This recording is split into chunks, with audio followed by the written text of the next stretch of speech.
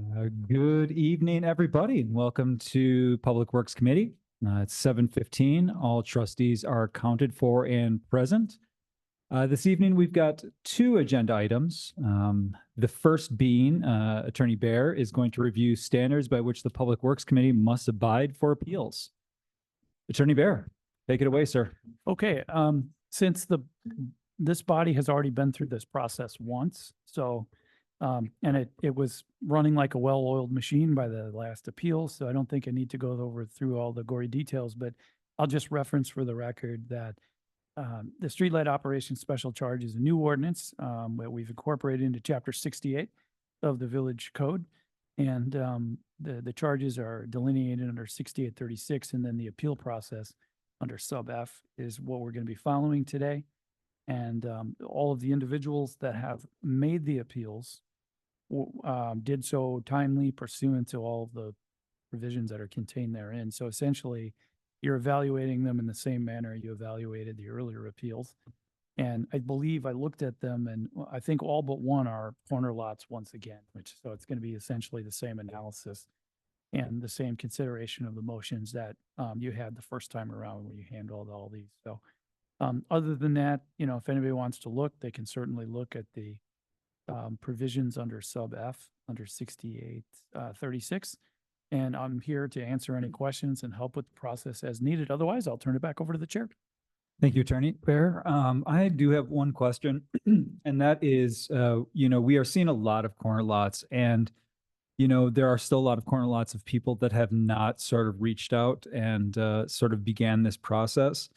I wonder if it is sort of smart for the body to consider us making a blanket sort of correction on corner lots.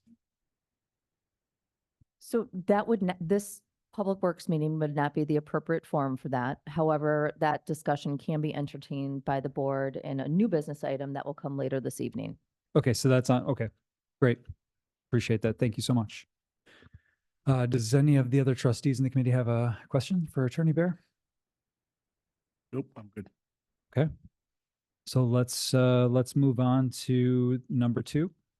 The actual meat of tonight's conversation is to consider appeals to the streetlight operation special charge for the following addresses. Address A is 1219 to 1221 East Congress. B is 2519 East Wood Place. C is 2520 East Wood Place. D is 3805 North Bartlett Avenue. E is 4378 North Alpine Avenue. And F is 4485 to 4487 North Frederick Avenue. We can start with the first one, which is a corner lot, 1219 to 1221 East Congress Avenue. The current charge is at 124 feet, $553 and 4 cents. The estimated shortest distance is 47 feet, which would be $209.62. Move to amend the streetlight operations special charge assessment by the Village of Shorewood to address 1219-1221 East Congress for the shorter distance, which would be 47 feet at $209.62. For the following reasons, I find the initial assessment and fee to be unreasonable and unjust given the size of. Second. And just to note, the 47 feet is the estimated shortest distance, and the actual will be determined by the GIS specialist. Correct. I will make that adjustment. Yep. Fantastic. All trustees agree? Yes. Yes. Okay. And that passes. Corner lot, the next one is corner lot 2519 East Wood Place. The current charge is 121 feet at $539.66. And the shortest distance is 60 feet at $267.60. I move to amend the streetlight. I'm just gonna, Matt, do you want to do some of these or I can just do it? Yeah, go ahead. Okay. I move to amend the streetlight operation special charge assessed by the Village of Shorewood to the shorter of the two distances, approximately 60 feet. For property located at 2519 East Wood Place for the following reasons. I find the initial assessment of 121 feet to be unjust and unreasonable when compared to other properties in the community. Second. All trustees in favor? Aye. Aye. Motion passes.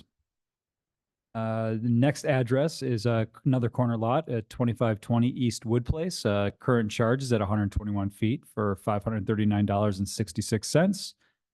Estimated shortest distance for this property is 44 feet at $196.24. Again, I move to amend the streetlight operation special charge assessed by the Village of Shorewood to approximately or 44 feet at $196.24 to be determined after a final measurement using GIS.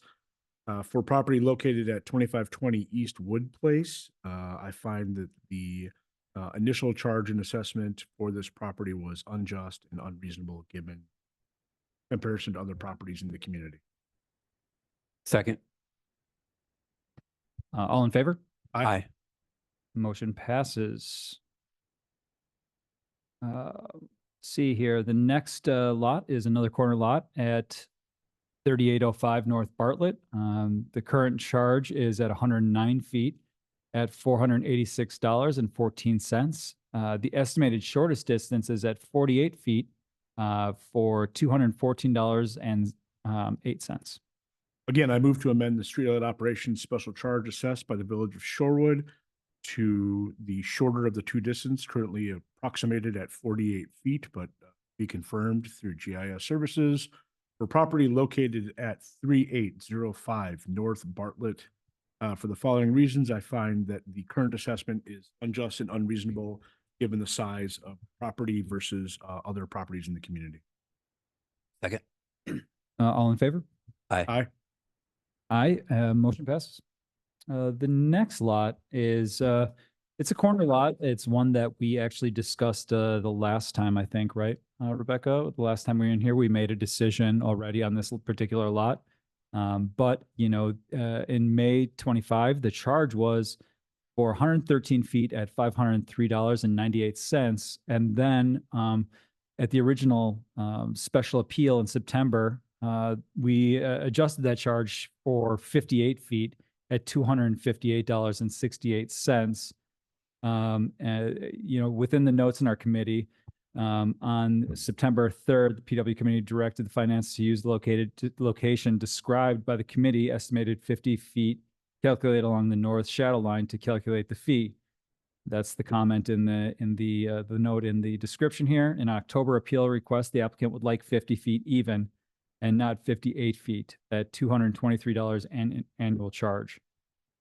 That's what I got here. I don't know if there's any more color that we can add to this particular case, but we had agreed at 58 feet and they're appealing for 50 feet. I would say that I am comfortable with 58 feet. Yeah, so this was my motion in the original hearing. The verbiage that I used is that we would take the shorter of the two, and then we went through, as you just described, describing the property line just north of the northernmost portion of the building. We assumed it would be somewhere around 50 feet. It turned out to be 58 feet, so I am comfortable making a motion to deny. Yeah, I have similar views. It seems like 58 would be consistent with all the other we've done. It's quite a discount from 113 feet. I think that's fair. So I guess the motion is, Need a second. Okay, second, yeah. so the motion to deny the appeal, all in favor? Aye. Aye. Aye. Motion is denied. The final lot is another corner lot at 4485 to 4487 North Frederick Avenue. The charge is 50 feet. Sorry, I'm just like trying to read this and I'm wondering if I'm reading it properly, but the charge is currently at 50 feet at $223. And the shortest distance is at 50 feet at $223. I this is the same thing. So I would move to deny the appeal for property located at 4487 North Frederick. They're already being charged shortest. Yeah. And the shortest distance falls in line most of in the community. And so, yeah, I move to deny. Second. All in favor of denial? Aye. Aye. That motion is also denied. That looks like it wraps up this agenda item for tonight's Public Works Committee. I will take a motion to adjourn. Move to adjourn. Second. We are adjourned at 7:27 PM. Thank you.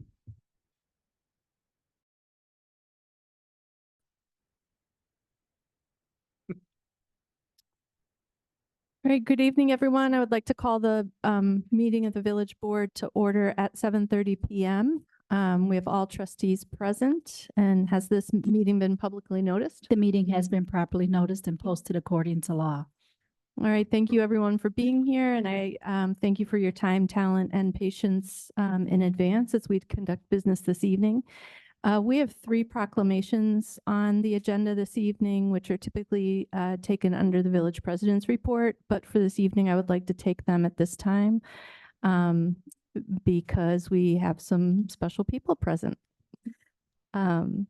So the first one being a proclamation to recognize Jake Brissett.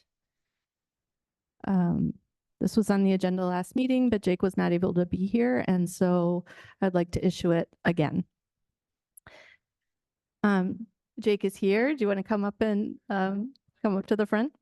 Thank you. Special people is a overstatement, but thank you so much. So a proclamation recognizing Jake Brissett.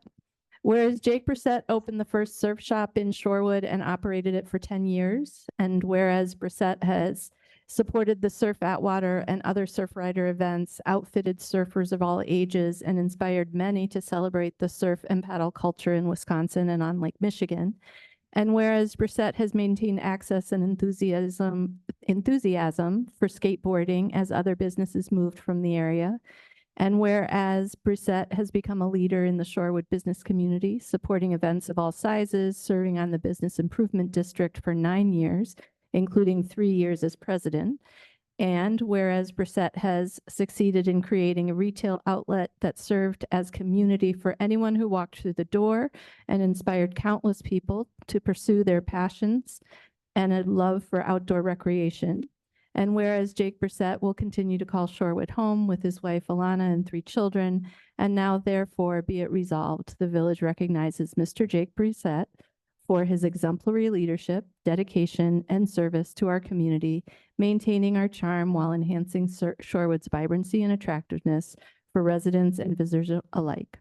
Brissett will maintain a vibrant online business so that followers can continue to ride, paddle, and skate wherever they may go. Even though the Lake Effects shop will close, the good vibes are sure to continue. Dated this day in Shorewood, Wisconsin, 2025. Thank you. I'd just like to say, yeah, I really appreciate that. It was such an honor to have this. I really apologize. I wasn't at the last meeting here when you initially proclaimed it, but it really, when Village President McKang mentioned that you'd be doing this, it was a very, very big honor. And I've told people for years, you know, it would be difficult to do something like we did in a place that was other than Shorewood. It really is a unique community.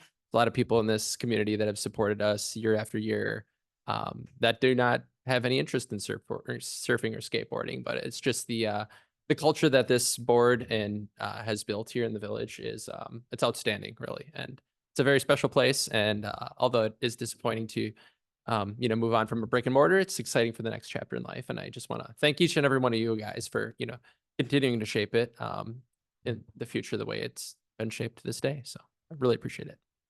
Thank you. And next we have a proclamation in recognition of Indigenous Peoples Day, which was October 13th in 2025. And Jake Brissett has agreed to read it for us. Absolutely. Ironically, I'm actually a member of the Bad River Tribe myself, and I think Village President McKang is well aware of that, and she was gracious enough to ask me to read it tonight. So again, another great honor I have, and appreciate the opportunity to do. So I will read the proclamation in recognition of Indigenous peoples, October 13th, 2015. Whereas on October 8th, 2021, President Biden issued the first presidential proclamation recognizing Indigenous Peoples Day, when we would honor Indigenous people's strength, courage, and resilience. And whereas Wisconsin is home to 11 federally recognized tribes: Bad River Band of Lake Superior Chippewa, Ho-Chunk Nation, Lakota Band of Lake Superior Chippewa, Lac du Flambeau Band of Lake Superior Chippewa, Menominee Tribe of Wisconsin, Oneida Nation, Forest County Potawatomi, Red Cliff Band of Lake Superior Chippewa, St. Croix Chippewa, Sakagan Chippewa, also known as Mole Lake, and Stockridge Munsee, in addition to other non-federally recognized tribes. And whereas the Village of Shorewood recognizes that the village currently exists on ancestral homeland, and whereas as First Americans, the Indigenous Americans have helped shape our nation at every point since before its founding, including being the inspiration for the ideals of self-governance and determination that are now the framework of our government. And therefore, be it resolved that Village President Ann McCaig hereby recognizes Indigenous Peoples Day on October 13th, 2025 in the Village of Shorewood. In witness whereof, this resolution was duly signed on the 20th day of October. Thank you very much. All right, and we have a third proclamation this evening, which will be read by Trustee Kudo. Whereas Are there any members of the Friends here tonight, Friends of the Library? Well, okay, so we have one friend here. Who's going to read? the only friend I need. Whereas the Friends of the Shorewood Public Library raises money that enables Shorewood Public Library to move from good to great by providing resources for additional programming, much needed equipment, support for summer reading programs, and special events throughout the year. And whereas the work of the Friends continually highlights Shorewood Public Library as being the cornerstone of the community, providing opportunities for all to engage in the joy of lifelong learning and connect with the thoughts and ideas of others from ages past and present. And whereas the Friends understands the critical importance of well-funded libraries and advocates to ensure that the Shorewood Public Library receives the resources it needs to provide a wide variety of services to all ages, including access to printed and electronic materials, along with expert assistance in research, readers advisory, and children's services. And whereas the Friends' gift of their time and commitment to the Shorewood Public Library is the pinnacle example of volunteerism that leads to positive civic engagement and the betterment of our community, therefore be it resolved that Village of Shorewood proclaims October 19th to October 25th, 2025 as Friends of Libraries Week in Shorewood, Wisconsin, and urges everyone to join the Friends of the Shorewood Public Library and thank them for all they do to make art, library, and community so much better, dated this 20th day of October, 2025.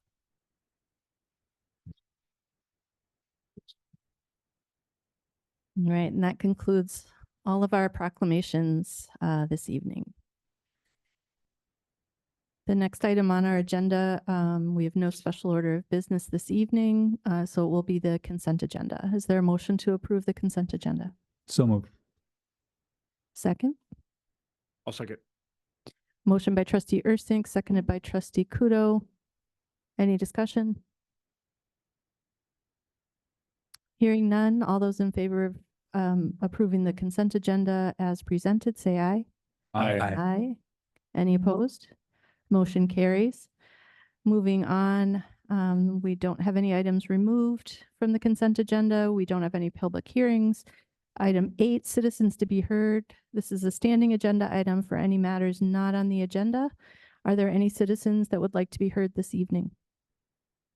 If so, please come to the podium or come off mute.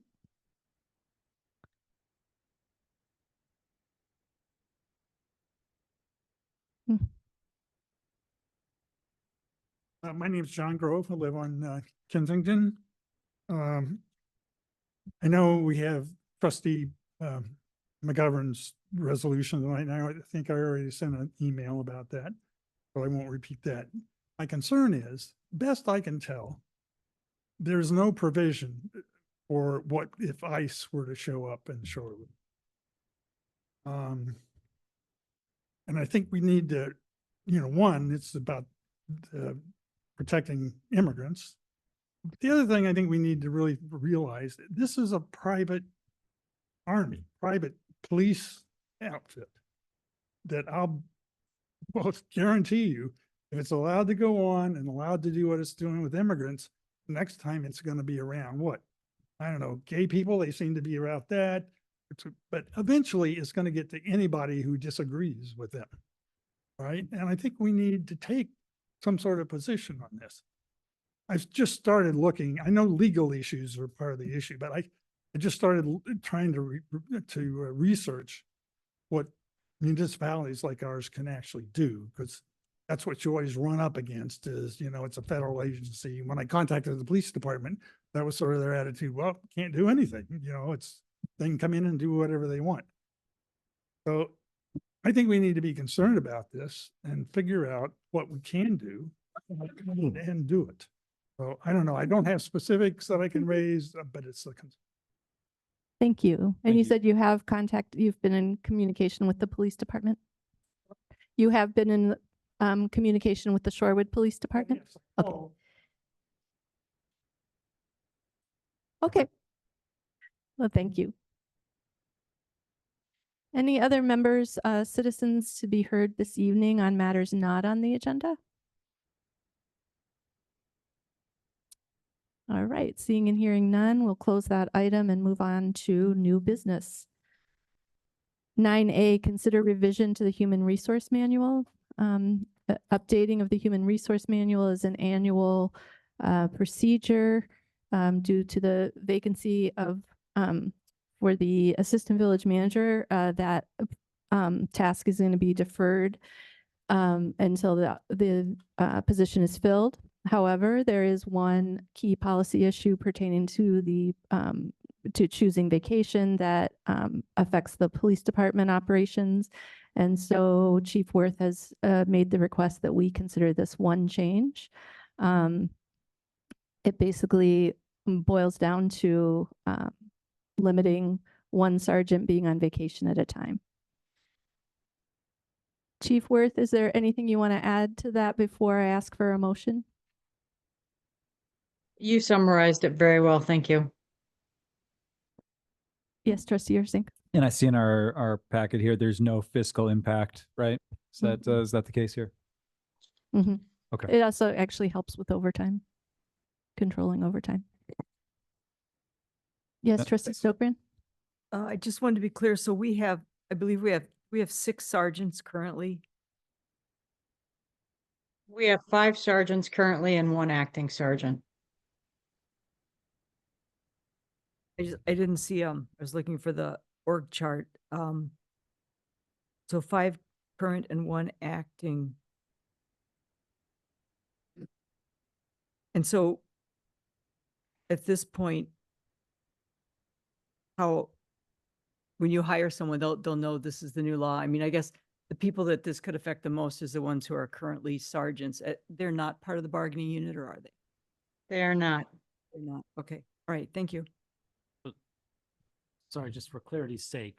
So those six people, no 2 can be on vacation at the same time, That's correct. unless you approve it. Correct. There is a mechanism by which if someone needed to take vacation and it were feasible, you could approve. Yes, absolutely. So could the acting person, who's not technically a sergeant, be gone? The acting sergeant falls right now under the labor agreement. Thank you. I would entertain a motion to approve. Trustee Ursink. So I move to approve the proposed revision to the Human Resource Manual. Second. Motion by Trustee Ursink, seconded by Trustee Kudo. Any discussion? All those in favor say aye. Aye. Any opposed? Motion carries. Thank Nine- you. Thank you, Chief Worth. Thank you. 9B, consider dark sky streetlight fixture options. This was something that we discussed at the committee of the whole level. Essentially, the options that we were presented with at that time are being brought forward for some direction. There are essentially 4 options. I don't think that the sort of data history overview of the issue has changed much since the last time we met, so we don't need to go into a technical discussion of that.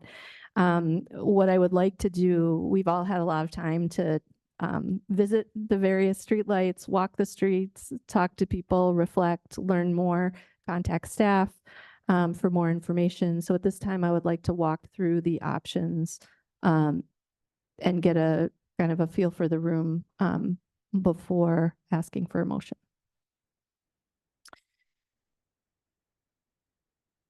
So basically, the 4 options are they want direction on whether to adjust the fixture brightness, whether to install house side shields and standardize brightness, discontinue the use of dark sky fixtures in future phases, leave lights at setting 8, and do not install house side shields. So I'd like to start with the Chair of Public Works, if I may. Thank you, Ann. Again, this is, this has been a hot topic in our community. There's been a lot of opinions. We've received a lot of emails. DPW has received a lot of phone calls and emails as well. And, this phase, in my perspective, this is phase 1. We have just started phase 1 of this project, and it's in a very limited sort of scope. A lot of work is being done. Lights have not been adjusted, and things are still kind of getting up to speed. Change can be hard in our community. We've been used to these like 70-year-old, dim and decrepit lights, and now we have something new and brighter. And at first, I think my first viewing of the lights was Wilson, and those were at the brightest setting possible. And I thought to myself, God, these look great. The light is consistent. Our streets lit up. I mean, coming from Whitefish Bay to Shorewood, this is just a fantastic look, and I was so proud. And then I started getting emails from everybody that was upset with it. So I think I'm coming from my perspective, and I've been able to, as a resident in phase 1, I've been able to witness these lights come together. The lights adjust, me adjust to the lights. And I think, I had a moment the other night. I was out midnight walking my dog, and I was just incredibly grateful for these lights and the continuity of the lighting in our neighborhood. And I think, I was walking in darkness before, and luckily I have a dog, but there's other people that are probably walking without a dog, and they're walking in complete darkness. And now this is just a really beautiful street. Sure, if you stare right into the LED, or it's going to be an issue, but we don't stare into the sun. So I think that it's I think it's kind of a moot point. I think change is hard. People will adjust, and I am in favor.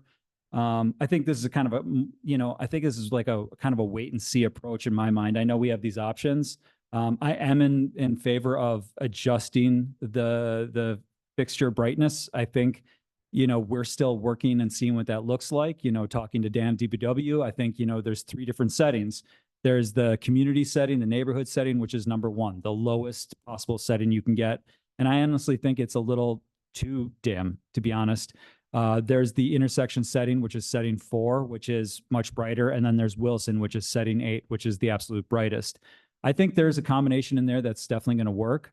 I think once people get used to it and it's around them and they're used to that change and the newness, I really think I really think this will be sort of a passing problem, and people will, Shorewood is just going to be the sort of, it's going to be put on a pedestal as far as our investment into our future and our lighting and our infrastructure. And I think it's just going to be a fantastic look for the community. So I would be in favor of option A, but we're still in the middle of phase 1. So it's really hard to gauge all this and make a definitive answer, but I'd definitely not be in favor of discontinuing the use of dark sky fixtures, which is extremely important to us here in Shorewood and our community residents, our community members. The house side shields are interesting, and that might be an option for some houses that are extremely close. But I know Trustee McGovern is going through that right now, and he can share more on that situation. And I'm not sure I would leave all the light settings at 8. I think that would, it'd be pretty bright for us. So I would be leaning towards an option A of adjusting the lights to kind of perfect it within the community. Thank you. Trustee Warren, or do you want me to come back to you? Can you come back to me? Yes. Yes. Trustee Arndorfer? Yeah, I guess just given that, I mean, D is the recommendation of the engineer, DPW, and the police department. Would it be possible to recap real quickly why that is? They match the current lumen light level of what we spec'd and what was already installed in the village. If you notice, if you go out and look now at what setting 1 is, it is a noticeable difference between the old light. The old lights are actually brighter than what the new ones that we're installing. So the thing is though, is that I buy these lights at what we spec them for, and then I'm derating them essentially all the way down to the dimmest setting. So at that point, it's, if we go the route of 148, do I buy 3 different light heads through the village for all future phases that you cannot adjust? So it's kind of guidance on future phases on what it is we're going to do. Because I could buy a 40-watt light bulb, LED element, match what setting 1 is. That way I don't have to have people come back to me going, hey, I want my house brighter. I can't do that. Like, this is what we decided on. So it's kind of opening ourselves up for more I can adjust, the more it opens me up for changing how every light is individual by it. And I would like to avoid that. I don't mean to cut you off. No, I'm done. And I was just going to say there's a note from the police department and Well, yeah, I know the note was brief, but I did think for the purposes of this meeting would be good to hear from DPW on that point. Yeah. okay. So any other Trustee Arndorfer, does that meet your need in terms of a recap? Yes, that was. Okay, thank you. Trustee Stokebrand. I'm just wondering if since we ordered them so that they would be adjustable and we knew that we could get shields. I mean, I understand that the department is busy, but isn't the overall goal is to, make sure that this is a success in the community? I'm not saying you'd need to go and change every light every 6 months, but once the light is in, I guess I don't understand why we ordered adjustable lights, why we don't want to adjust them. Because to match what was currently existing. The adjustable output automatically came with the light heads. It was not a choice that I could take on or off. Okay, It so automatically going came. forward, the adjustable feature, I can take that out. oh, now but you I didn't. can. So you could have. So you like could if have- I don't specify that as that option, it comes with it. Would we, So so I can specify it with it. do we save money if you say? No. Oh, okay, It's just taking one module out. It's not like It just it's any seems, it cheaper. just seems like it's a really nice feature to have, and I don't understand why we wouldn't use it except for staff time. And I understand the department's very busy, but it seems to me this is really important to a lot of people. And I agree, but the whole point is the complaints that I've received for the past 10 years with the street lighting that we had is they don't work, they're not bright enough, they don't light up the sidewalk, people don't feel safe at night. So I matched what was out there and then chose the light head that broadcasts the light in a 360, light up the sidewalk. I can change that where it only lights up the street, but then it defeats the purpose of kind of why it is we have street lights. I think the undeniable thing though is that it's a very different, you can, lumens, it's a very different look of light. If we can, Sure. Trustee Stokebrand, I think we've covered this, and I think if you could reflect on What's the the time 4. commitment? How much would it be per phase if you decided to do option B? I mean, you say all light heads you would install the shields on all of them. You couldn't nobody gets a choice. And you said all lights to level 8. Again, nobody gets a choice. What are you talking about in terms of a So of a- the shields come separate. You have to buy them separate. You can't, Right. I probably can order them with them on, so they're installed at the factory. Pretty sure. 95% sure, but I can check. But if we do that, and we install them on the lights from the factory, they come like that. It doesn't take any more labor to install them at that point. Trustee Stokbrand, I think you've identified, is what you're saying that none of these reflect an option for moving ahead with installation, but using the adjustment feature, developing some type of policy by which residents can request an adjustment? Sure, I understand. I think that would be covered by option A, Okay. I think. I hear it as a little different. It would be Right. like a sub. Yeah, it's like a It sounds like, but for the A1. purposes of tonight, it sounds like option A is what you're most interested in, trustee Stokbrand, but it would be sort of what can be adjusted and when, and that may be outside of the scope of the, Well, or maybe. clearly it's trustee- not an option from staff, so. Thank you. Is there anything else that you'd like to say at this time? I'm just trying to clarify where your preference is on this. I'm not sure. Okay. Thank you. Trustee McGovern? Yeah, I feel like I have a lot of insight into this because I live on a intersection. I'm in the neighborhood where we have the new streetlights, and mine was actually moved about 10 feet closer to my house. So when I saw that, I thought, oh boy, this is going to be really bright in my bedroom because it's right by where I sleep at night. And, just walking around the neighborhood at night, walking the dogs and so on, when they first came on, I was just thinking, wow, these are really bright. And it's especially the ones at the intersections, they looked too bright to me, just to be honest. And so I was really worried about how the one was going to be that's in my front yard now and moved a lot closer. And I can honestly say it's so much better than the old one. It's dimmer inside the house. When you're right below it, it's very bright. And then you go up to my front door and it's like the light just drops off, and you get a little bit of light in the living room. There's so much less light coming into the second floor than under the old ones. So I think it's a big improvement, not just for dark sky and the environmental reasons and the reliability, the efficiency, but also just the experience of a homeowner. The new lights are, to me, much better than the old one.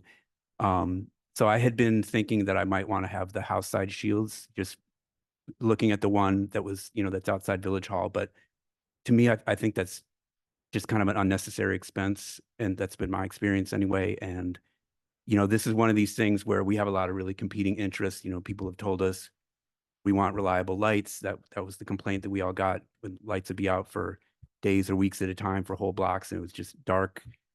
People want, they want dark sky for the, being able to sleep at night and for wildlife, for the continued survival of fireflies, all these nice environmental reasons, the way they look at night. People want that. People also want safety. So, we have the police department telling us to put it at 8, which is of course very important. We usually defer to, we very frequently defer to what the police department says to us about public safety because they're the experts. But I really feel like, and then of course we've gotten a lot of emails and calls saying these lights are too bright.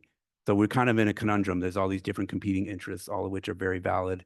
And I really feel like option A is the right compromise, balancing all these different things and making it work for residents in Shorewood. And I guess my one concern, going forward is some of the other parts of Shorewood where you've got, narrower streets and smaller front yards. The neighborhood I used to live in over by Wood and Stoll, it's much more compact than the block I'm on. So, people that live on streets like that might have a different experience than me, but I think overall option A is the way to go. And maybe we consider something different when we get into these other neighborhoods with narrower streets and smaller front yards, but I'm going to support option A. May I ask what your new street light, what level is it on? It's on 4. Because you're at a corner. Because I'm on a corner, intersection. Trustee Arndorfer, did you want to weigh in on any of the options?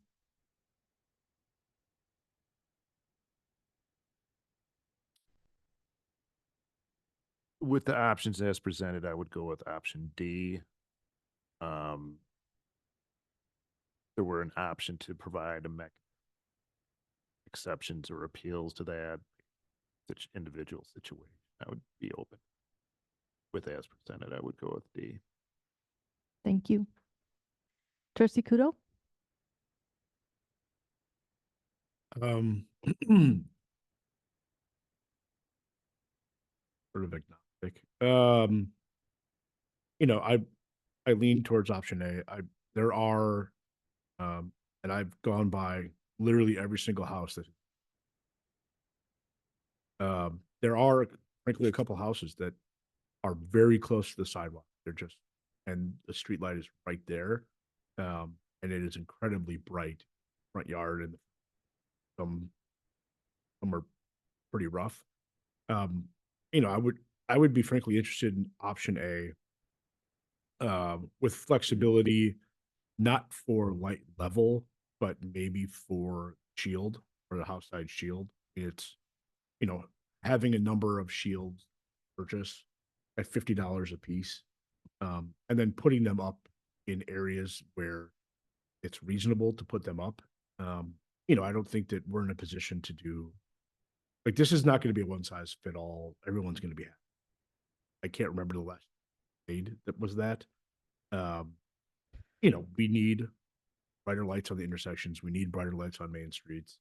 I think that the lights now, a good reflection of the brightness that we want in the community when walking, at least I want in the community when walking. I think the main concern in the past were the outages, where you just would have no lights. This clearly has alleviated that, but I do think with option A, we should purchase some of those shades, so that we can dampen for people who, through no fault of their own, just live right next to a street light up their house, like they have actual, lighting. So that's where I'm at.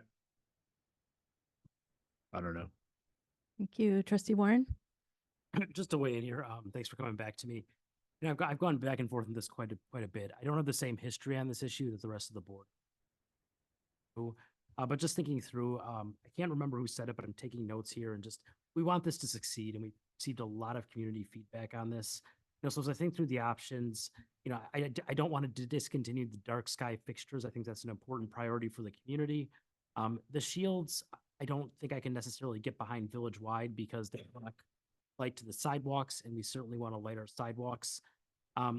Given the amount of feedback and given that we want the program to succeed, option D of just kind of leaving it where it is, it just seems bright, and there's a lot of change management there. So right now, I think where my head is option A. I could get behind Trustee Kudo's recommendation too, that, we do keep some shields on hand, give out kind of on an exception or request basis if there's light that is particularly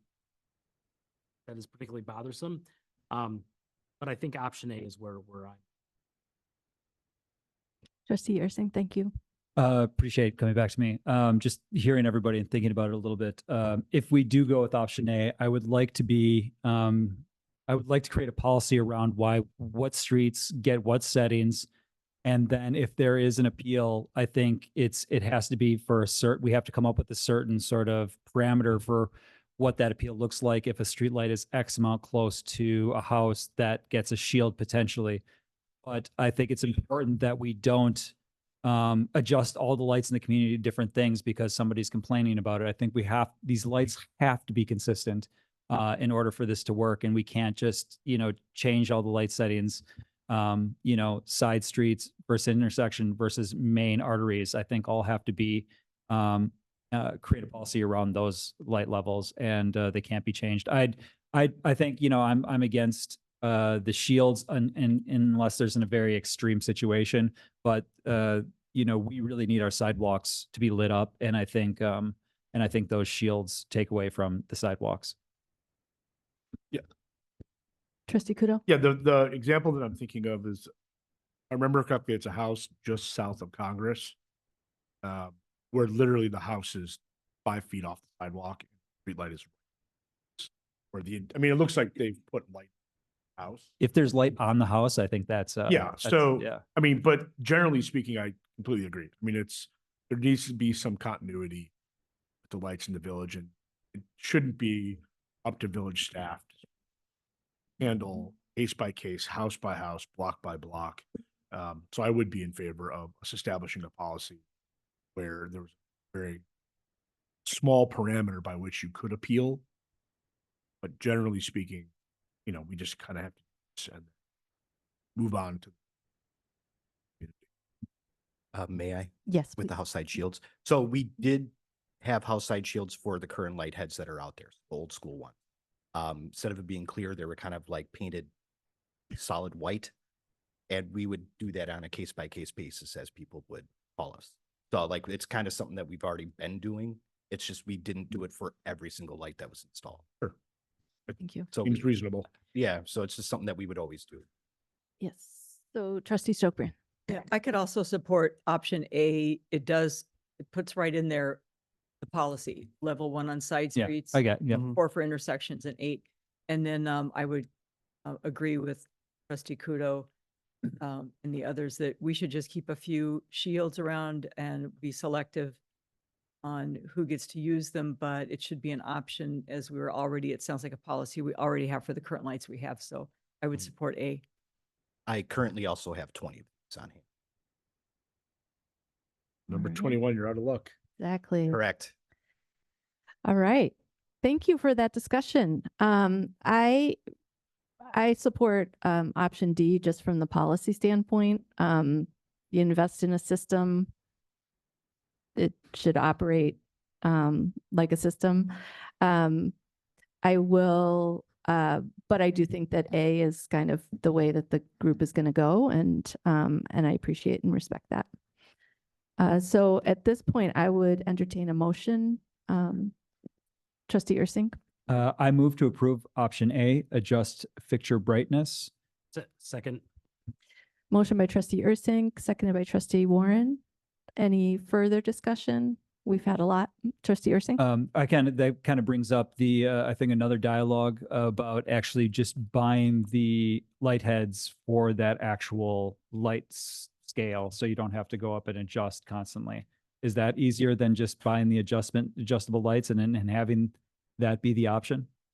I feel like if I buy 3 different sets of lights, Okay. it could turn into a problem. You adjusting So- light is easier than Yeah, buying the. because I don't want to buy 3 different sets of lights and then all of a sudden the contractor bought, let's say 200 of the wrong one, and then I have to install them regardless, and it's kind of turns into a thing. So I will continue on with what it is we're doing, but I will buy them with the adjustable. I mean, I also think it's better to long-term, after we're gone and these are still there. Yeah. If there's another board or another DPW that wants a decision, if there's a difference in, you know, leasing or whatever, maximum amount of flexibility with no additional. Yeah, I'm interested. is that. And I Thank you. agree with that. That's probably the way how it is, I would. Good clarification, though, on materials. All right, hearing no further discussion, all those in favor of the motion as presented for option A, say aye. Aye. Any opposed? Nay. So that passes 5-2. Thank you very much. Did we, citizens, We took citizens. on this particular topic? Oh, you're right. No, I didn't take any public comment. There's no.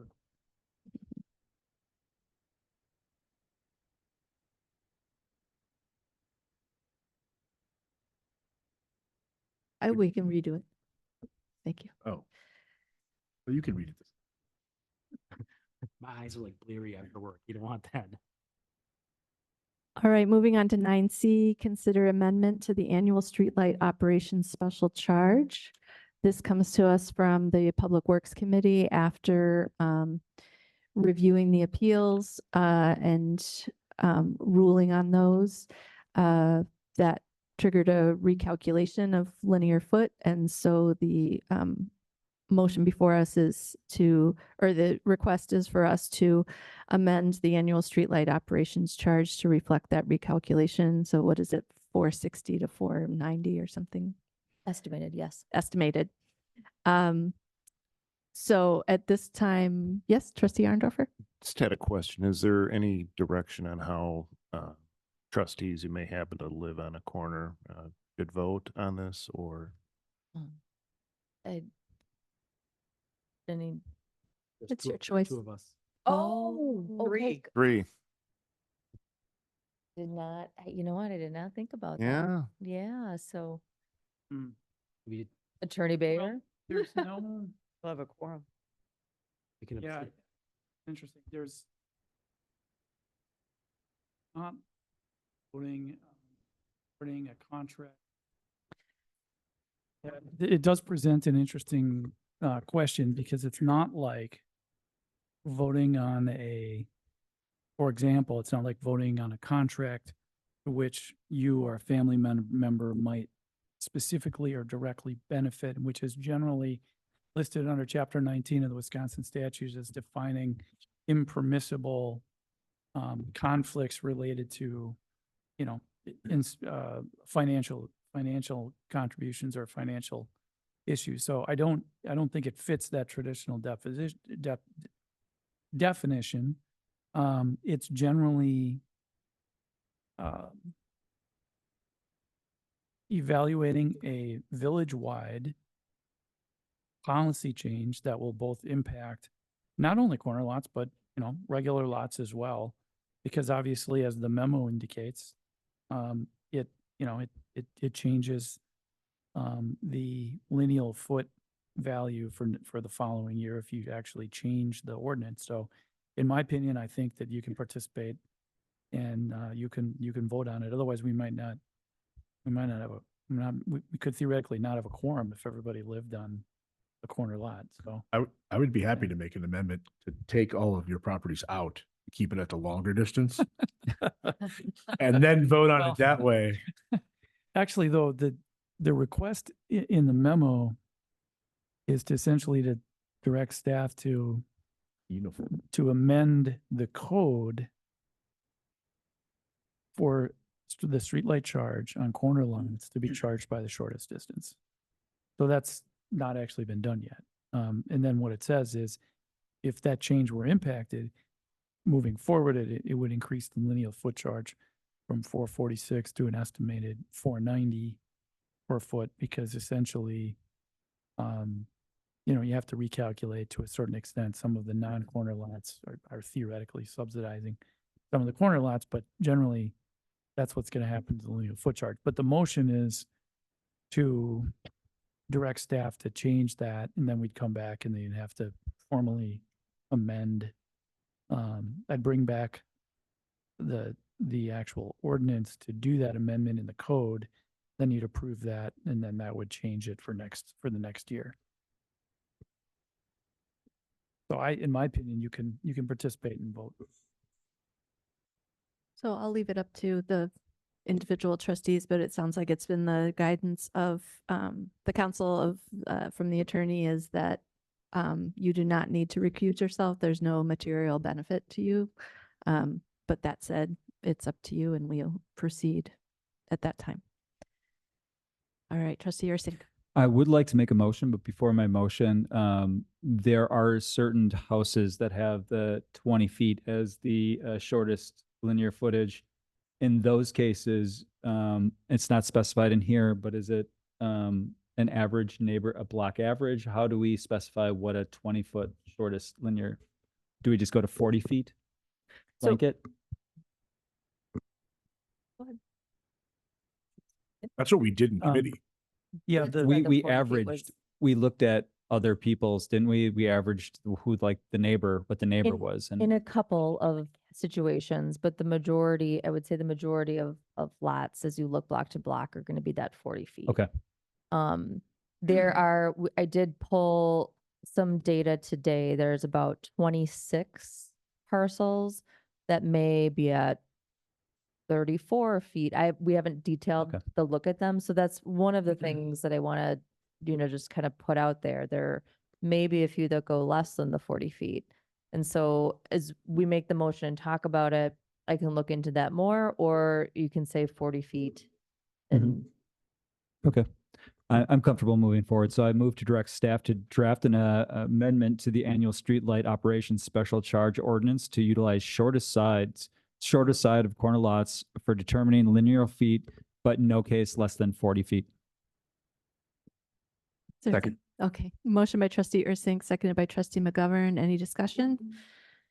Yes, trustee Stokely. So I'm just walking through this. How will this work for the November state?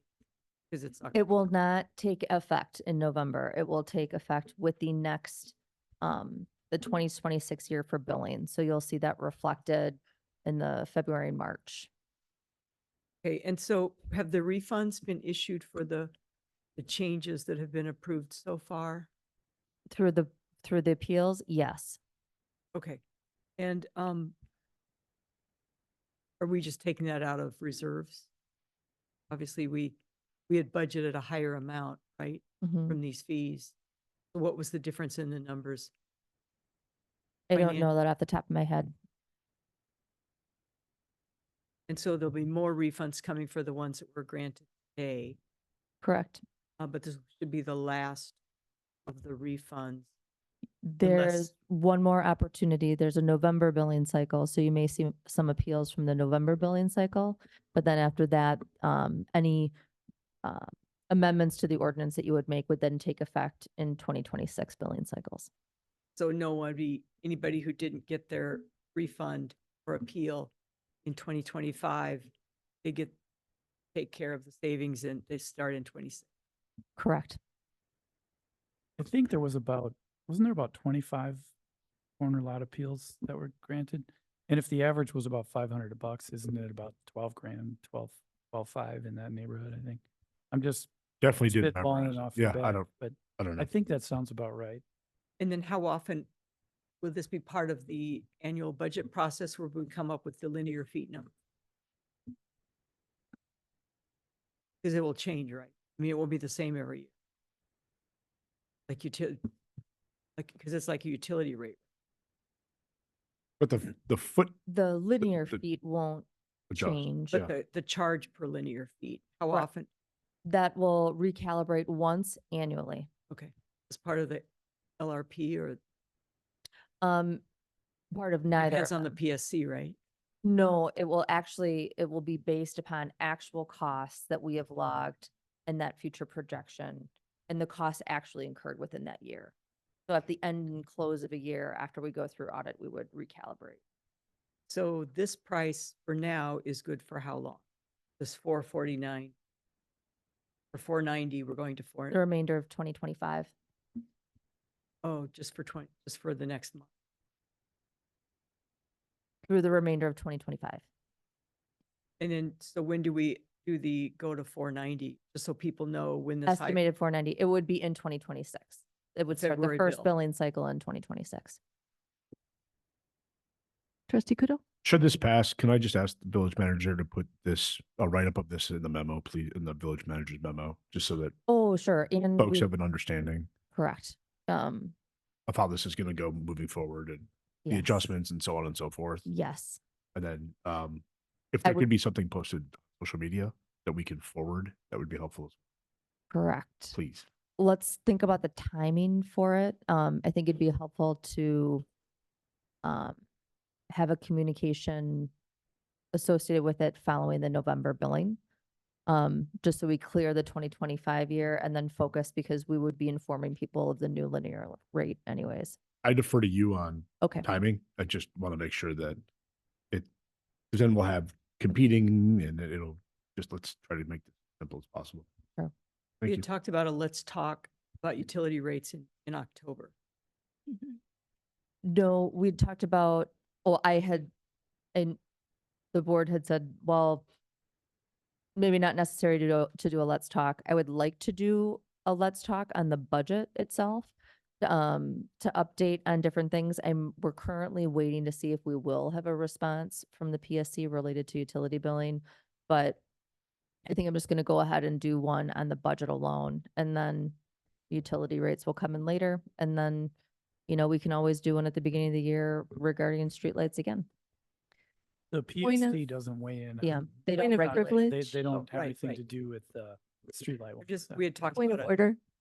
We have a motion on the floor regarding a streetlight charge amendment. So if we could take that and then any requests for additional follow-up could be noted and village manager can follow up on those. Is there any discussion or questions pertaining to taking action on this motion that we haven't covered yet this evening? All right, hearing none, all those, let's see, is it a roll call vote? No. Okay.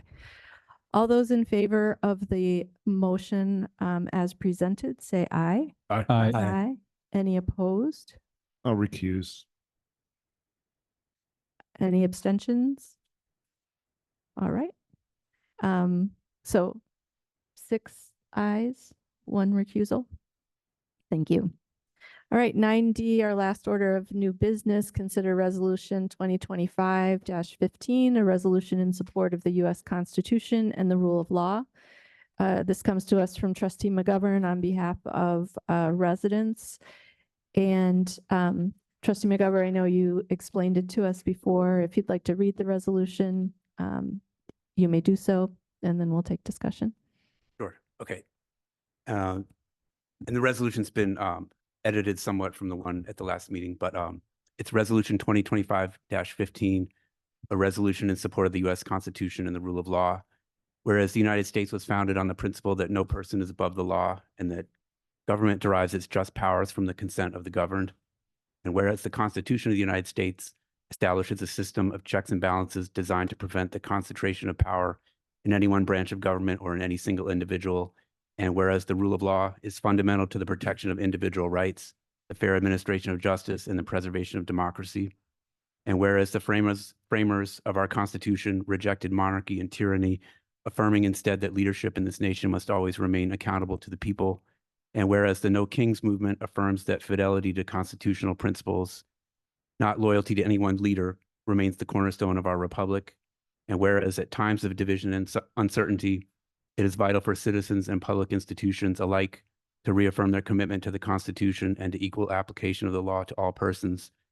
Now, therefore, be it resolved that the Village of Shorewood rejects any effort by act or by rhetoric, eroding our constitutional checks and balances, undermining free elections, or elevating any individual above the laws, and call upon our residents, regardless of political affiliation, to renew their shared commitment to liberty, equality, and justice, passed and adopted by the Village Board of the Village of Shorewood, Milwaukee County, Wisconsin, this 20th day of October, 2025, and McCaig Village President. Thank you. Any discussion or a motion? Yes. I'm just going to speak my mind. I love everything about this. This is everything that I stand for as a human, and I wish my community would stand for. And I think we do as Shorewood already stand for all these things.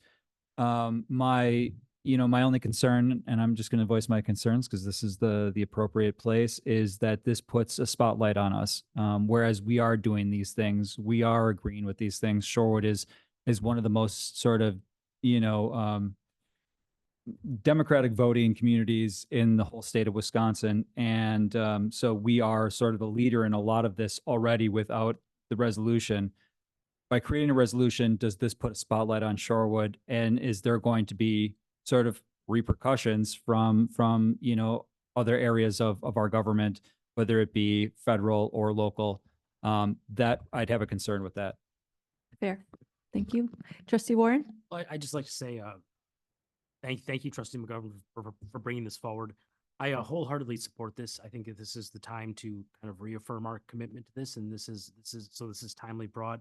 Trustee Ursink, I appreciate Trustee Ursink's concerns on repercussions, but these are principles that we should all be living by. We should all, as a country, be living by these principles. So while I understand we're in a certain very charged political atmosphere, I think this is the right statement to make coming out of our community, and I'm proud to.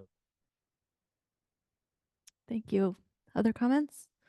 I would just highlight one other thing. Since this was written, there was about 1,500 people that came out Saturday morning to support the No Kings event here in Shorewood, and I just think it reflects very well in Shorewood that we had an event of that size here. There wasn't a No Kings Whitefish Bay or No Kings Fox Point.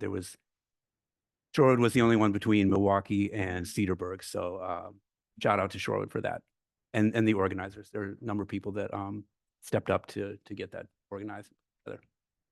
Trustee Stokbrand? I guess to Trustee Ursink's point, is there anything that because the state legislature is controlled by Republicans, is there anything they could do at the state level to jeopardize our funding? I guess that's what municipalities are seeing across the country now, who have taken a stand that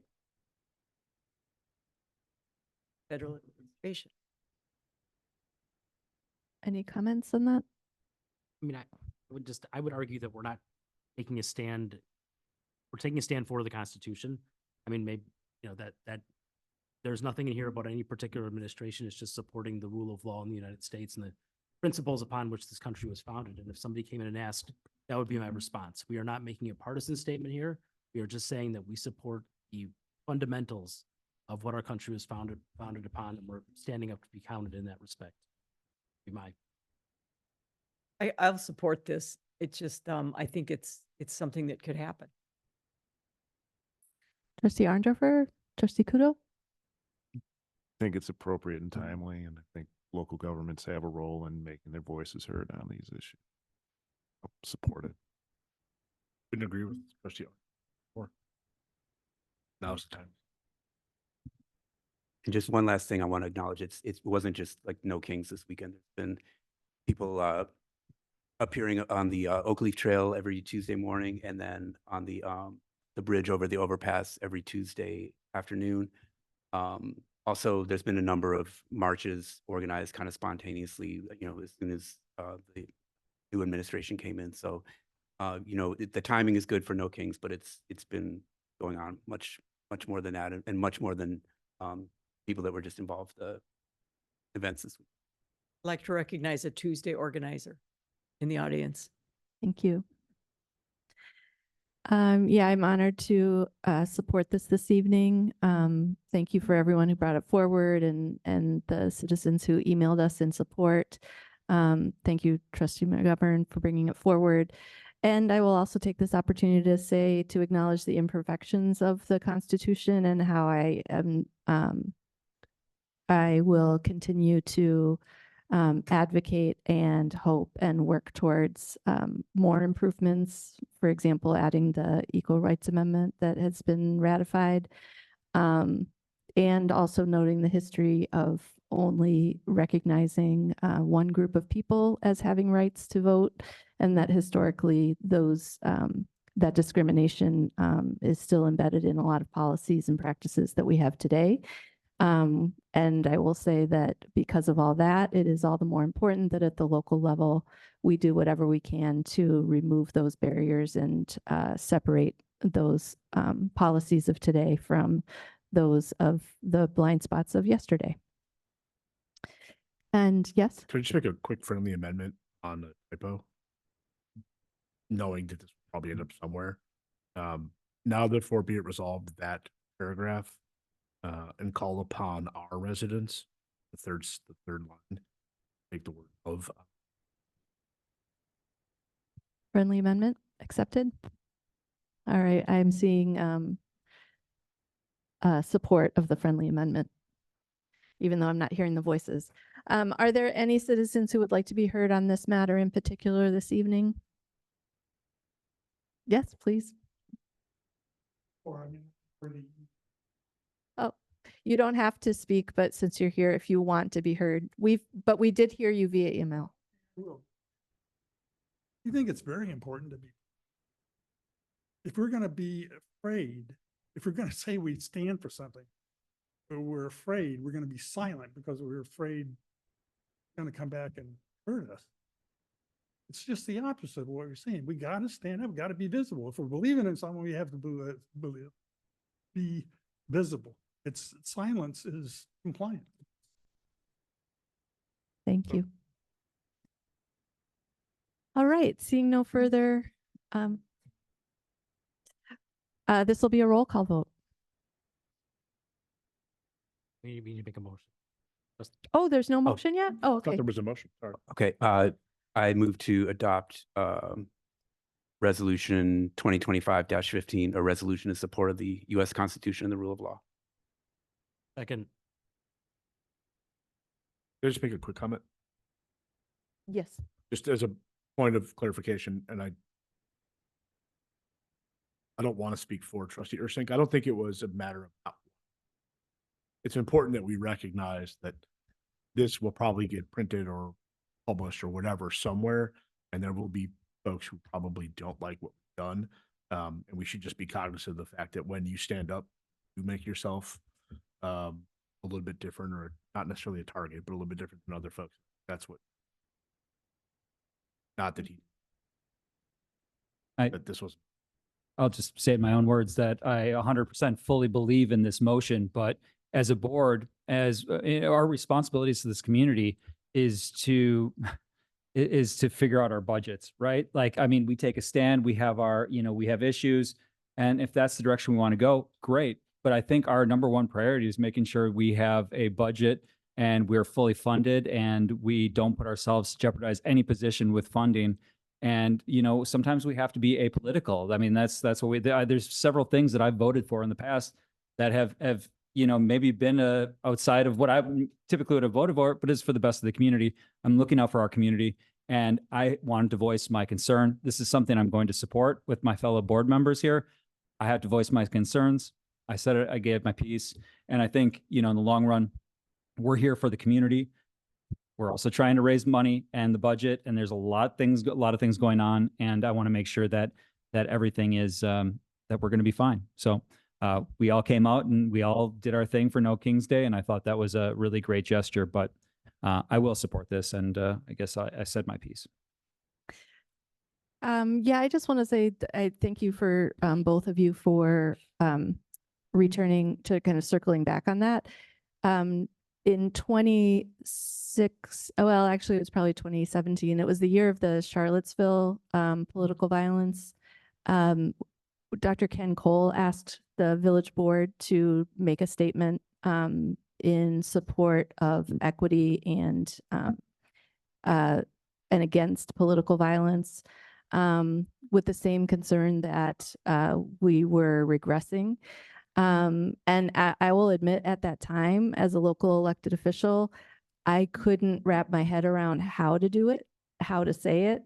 And I regret it at that time. And so I'm glad that I've, come along, and I'm thankful that we have this option here tonight. But I can understand those who wonder both sides of it and worry about doing something wrong or saying the wrong thing, and being in that situation as well. So I appreciate the reflection, and I don't think anyone should be judged by their voting concerns. And I don't think that's the intention of anyone here.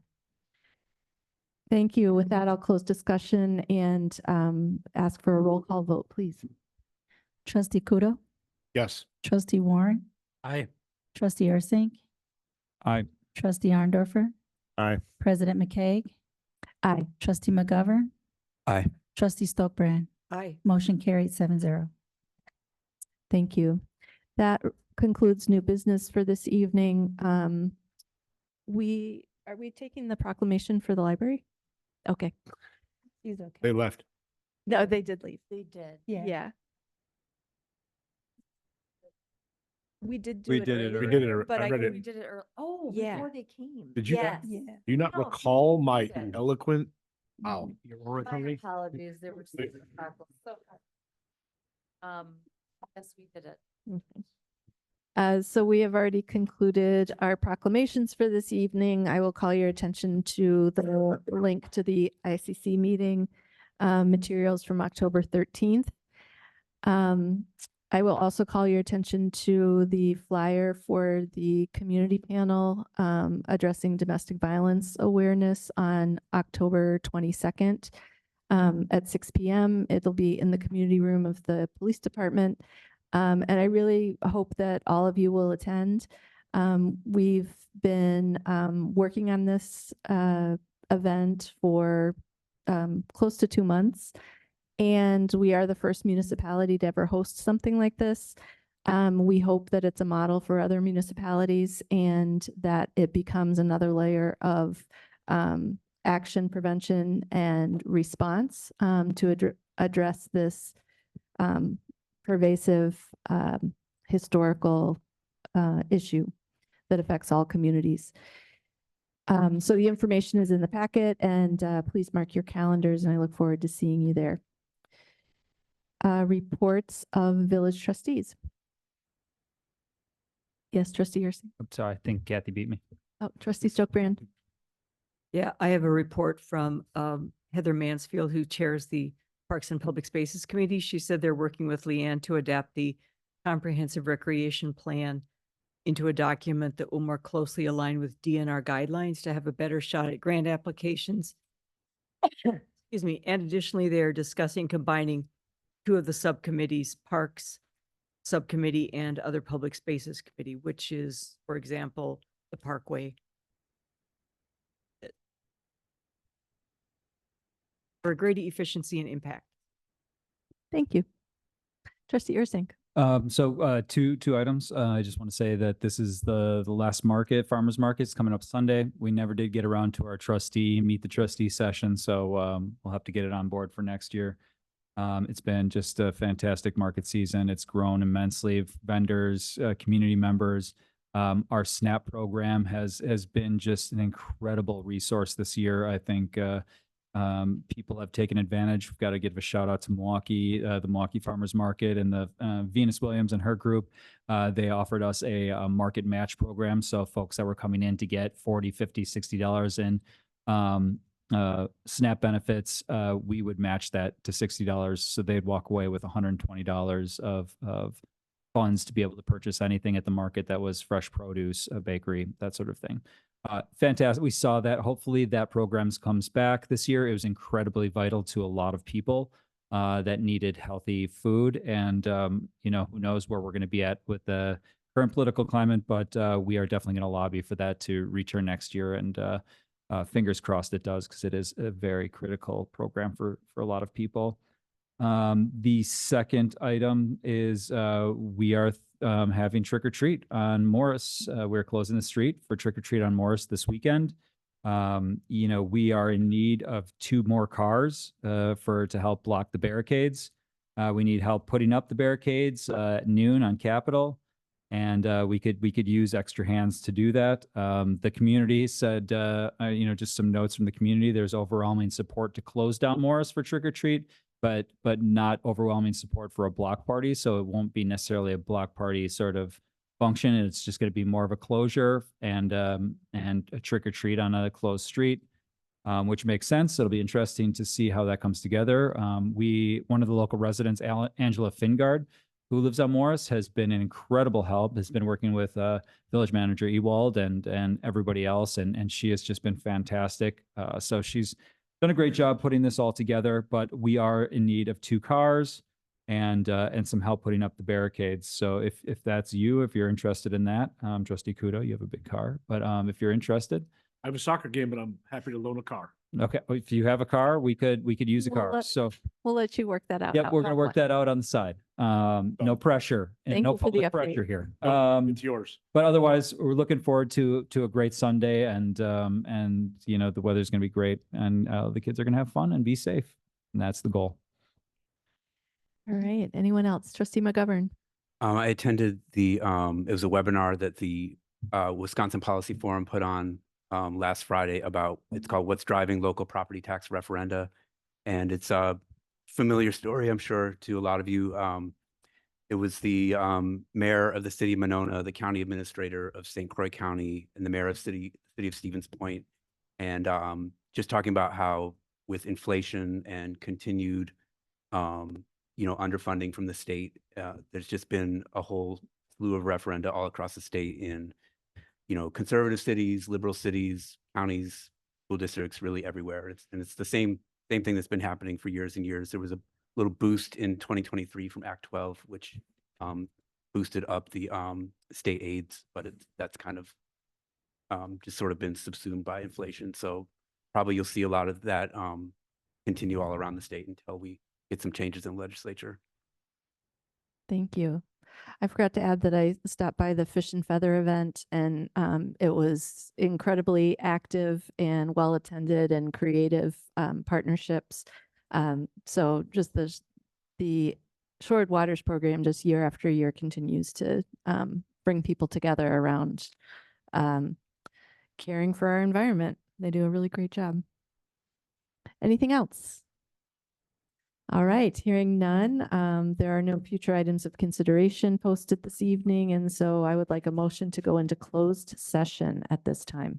I'd like to move to close session pursuant to Wisconsin statute section 19.151E. To deliberate or negotiate the purchasing of public properties where competitive or bargaining reasons require a closed session, to discuss prospective properties for the new DPW site. And I'd like to make that motion after a 5-minute recess. Or a bio break. Second. Second, okay, motion by trustee Kudo, seconded by trustee Stokebrand. This will be a roll call vote. Trustee Kudo. Yes. Trustee Stokebrand. Aye. Trustee Andorfer. Aye. President McKay. Oh, yes. Trustee McGovern. Aye. Trustee Warren. I. Trustee Ursink. Yes. Motion carries 7-0.